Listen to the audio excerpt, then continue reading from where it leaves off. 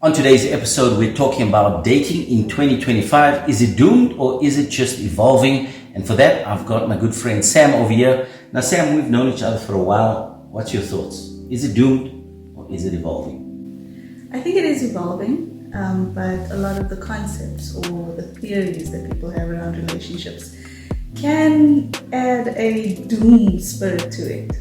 I think it's doomed, to be honest, because it's toxic.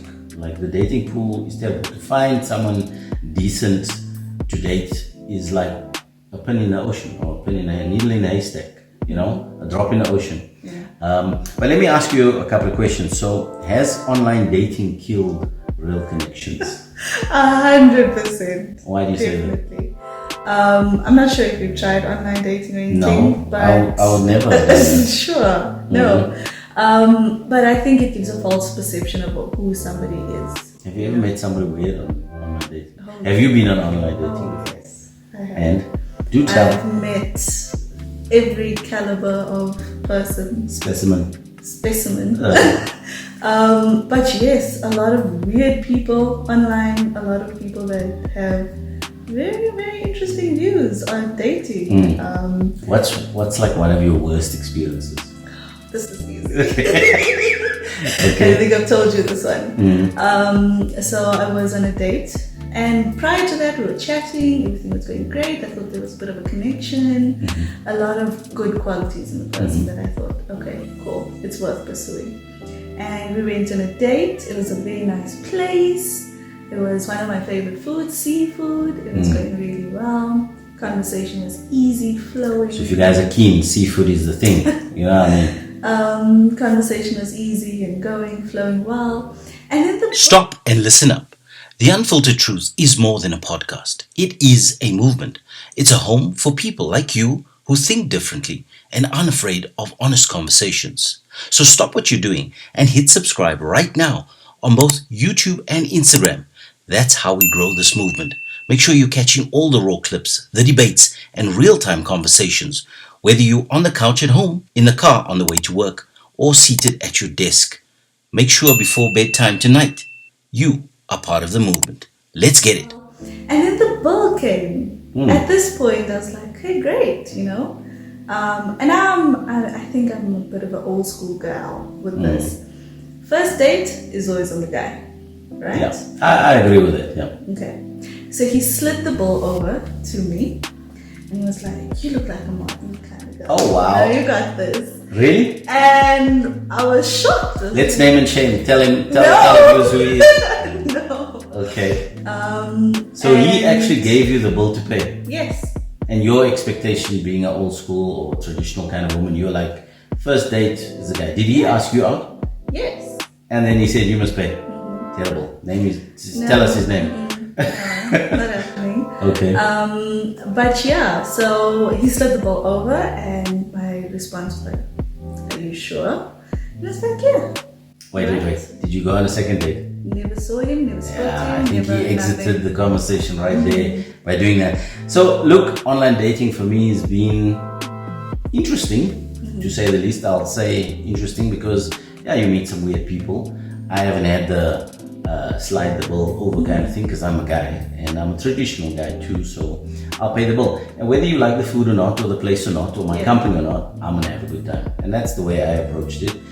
But to be quite honest, I found a lot of shallow people when I met, and I was like, this is not my cup of tea, thank you very much. Exit left. And I left the dating cesspool, so to speak. But in all honesty, online dating is shallow. You're basing your view on someone based on their appearance. Yeah, fair. I suppose it takes time to get, you can't turbocharge or speed through getting to know somebody. Otherwise, it can end up in disaster or ditch for that matter. Sure. Got real. Are traditional relationships obsolete? Ooh. Touchy. Sure. Yes and no. Okay, interesting. Okay. Yes, in the sense of I don't think it's the whole theory of men go out and do the work and pay the bills and all of that, and the woman stays home and nurtures the home and the kids and all of that. I don't think it's practical in today's world, in the sense of the cost of living has become so high that a 2-income household is what's needed to get by. So you're saying you would arrange a date for your guy? It's not just up to him? I have arranged dates. Okay. Nice. Okay, so it's not just for the guy to pay the bills and you sit bare feet in the kitchen and cook and clean and do, because you're both working professionals, you both have responsibilities, and in today's life and times you probably both have kids. So it's a shared responsibility, because truth be told, we don't live in the same society that our parents and grandparents live. They had the luxury where the cost of living wasn't so sky high. The man would go and work, come home, take care, pay all the bills, and the wife was the nurturer, the mother, the homemaker, and took care of the cooking and the cleaning and stuff. That's how it was divvied up. But do you think a lot of women still have that expectation of men to still be the financial provider and for them to live their best life, so to speak? I saw an interesting post about this, and it said, if you're choosing a working woman, understand that your house is not always going to be kept. The dishes aren't always going to be done. The laundry is not always going to be done. But if you're with a stay-at-home mom, you need to accept that the financial responsibility sits with you. So I think it's what you're willing to accept in a relationship. But that being said, I think that there is a fundamental structure that needs to be in place. A man needs to lead, and if he's not able to be that leader, it's not going to work. Sure, I hear you. A woman needs to be able to cultivate a nurturing home. And if that's not what she is able to do, it's not going to work. Fair point. I think in terms of the question, are traditional relationships obsolete?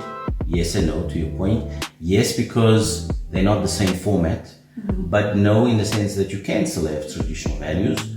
You can still have a man who's a manly man and takes care of, when there's a noise outside, or when the car's broken, or, when anything needs fixing around the home, those types of things. Also as a leader of the home, not just, as a loud voice, but also leads in terms of spirituality, in terms of the mentality. And I think the emotional side of things is where that's the onus or responsibility for a woman to cultivate and to multiply. I think that's fair to say. Yeah. And now for a quick word from our video sponsor, Opus Clip. Opus Clip makes it so simple and easy to take long-form content like our podcast and turn it into shorter-form content for our social media, taking the time and hassle at an affordable price. You cannot miss it. Click the link below as on the screen, or go and take a look in our description box, and make sure you jump in on the action. If you also create content like we do on this podcast, you definitely don't want to miss out. Imagine turning your wildest ideas, a blog post, text message, or even just a concept bouncing in your head.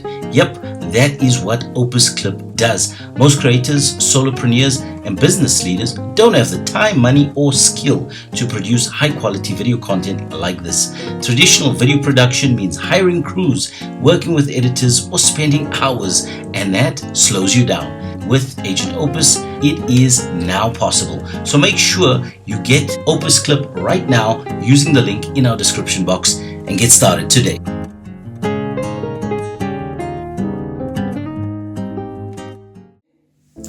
Here's a nice one.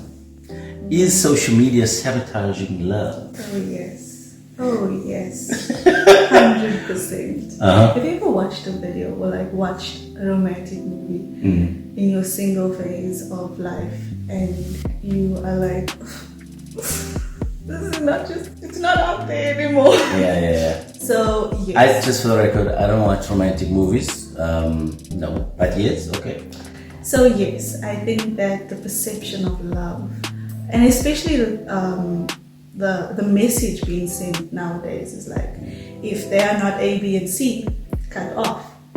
But the reality is, you're not going to find someone that meets A, B, C, D, F, G. Yeah. However, there might be a willingness to meet at some point, and I think you can work with that. From a guy's perspective, from my perspective as a man, I think that it's very lopsided because typically men don't get the attention women get, right? And whether you're a 6, 7, 8, 9 or 10 as a woman, you'll still get tons of men, salivating and inboxing and DMing you, whereas it's not the same for guys typically, right? I mean, no comment from my side, it doesn't happen. But that just leads women to believe that there's so many options out there. When men, I would guess or say, are more realistic that, it's not so bountiful out there. And even if you have 10 options, which one of those are going to be a nightmare 20 years from now? So I think social media interrupts on that level. I think it also gives you a distorted view of perfection. She must look this way and dress this way and be this way. But so for the men, you must be 6 foot, 6 figures and 6 inches. And that just doesn't work most of the time, because let's be real. This is Cyril's economy. This is not the economy of yesteryear. So I think there's a lot of falsehoods in social media which comes into relationships and distorts reality, which, you gotta be, if there's one thing you've gotta be in a relationship, is real. Real to be butt naked, real to be butt broke, and real to be butt ugly sometimes when you're not feeling the greatest. And, you can't just expect that miraculously every day you're gonna look so good. Or so good, Are you okay? I'm fine, I'm good. So I think you got to be real in relationships. The next question I got for you is, do modern dating rules favor men or women? Sure. That's a deep one. I think that's spicy, that. Sparse. I'm going to be biased and say it favors men.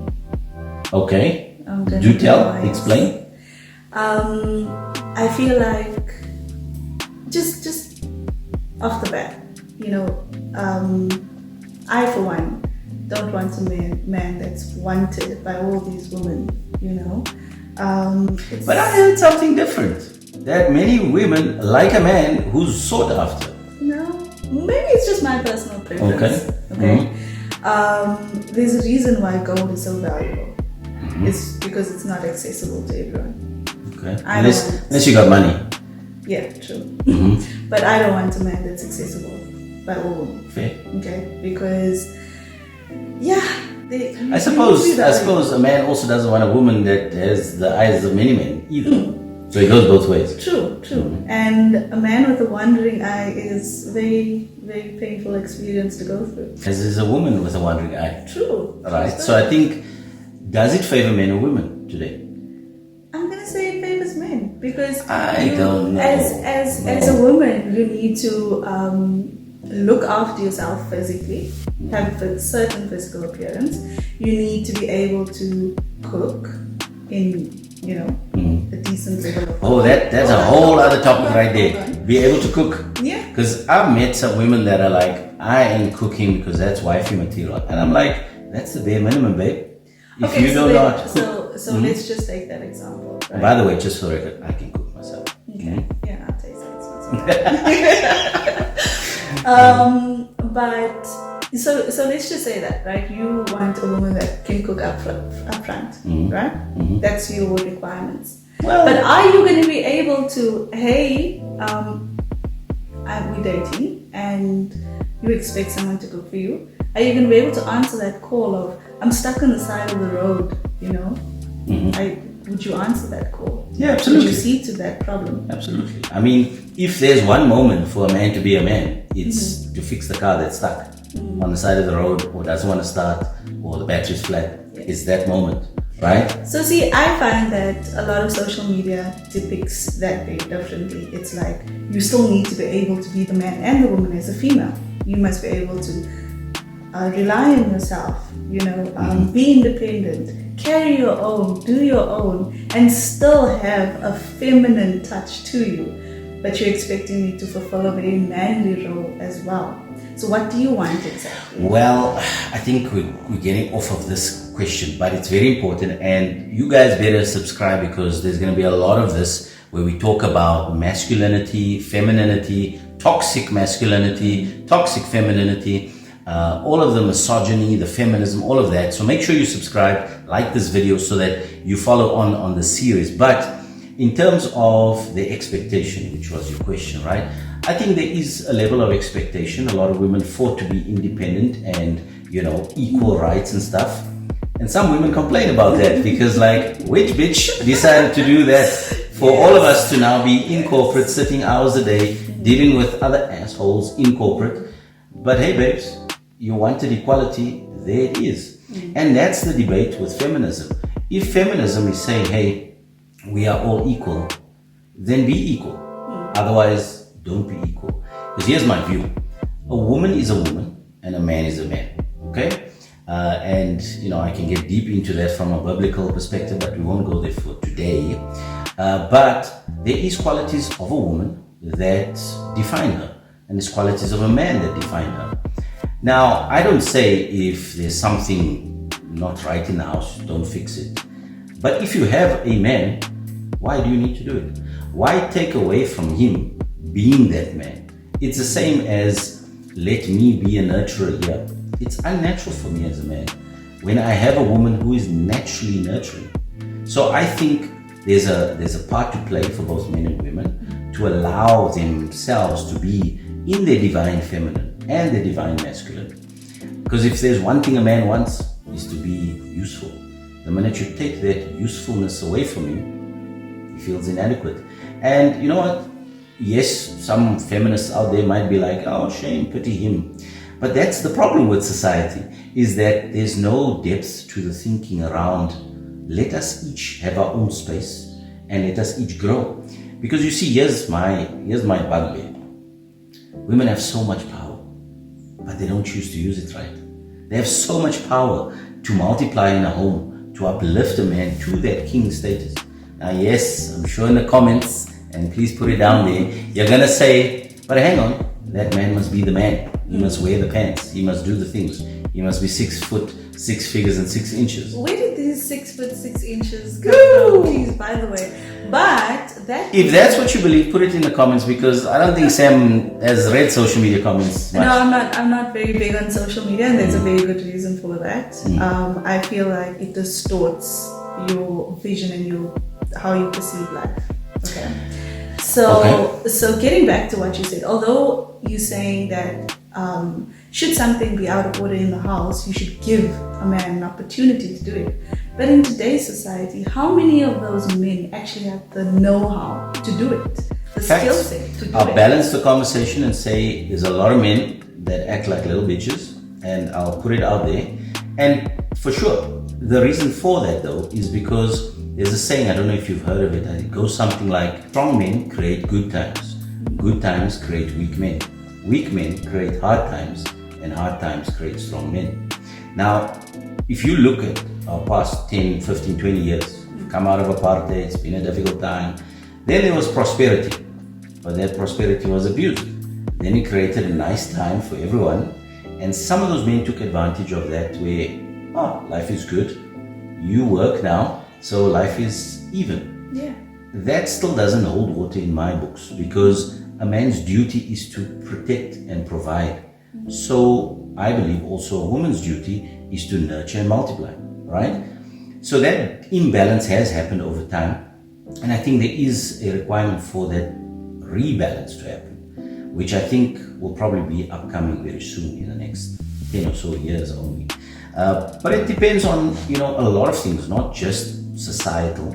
Depends on your basis for your spirituality, depends on your upbringing, depends on so many things, your emotional maturity. Sure, these are deep topics, but anyway, I don't want to veer off what we were talking about. Do modern dating rules favor men or women? I'm gonna go back to it favors men. I don't think we're getting to anywhere here. Let us know in the comments what you think. Does it favor men or does it favor women? I'm saying it favors women because at the end of the day, you know what? You could start a social media account today.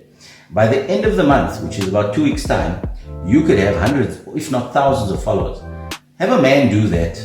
It's not the same. There's a couple of hundred, maybe, if you're that lucky, to have following you. I think it favors women. But anyway, we'll leave it at that for now. The next and last question I want to ask is, are dating standards unrealistic. So let's maybe start by asking you, what are some of your dating standards? Ooh. This one's gonna be good. Okay, not to give too much about myself, but I have a son who is my little bundle of joy. So my standards is how you treat my son.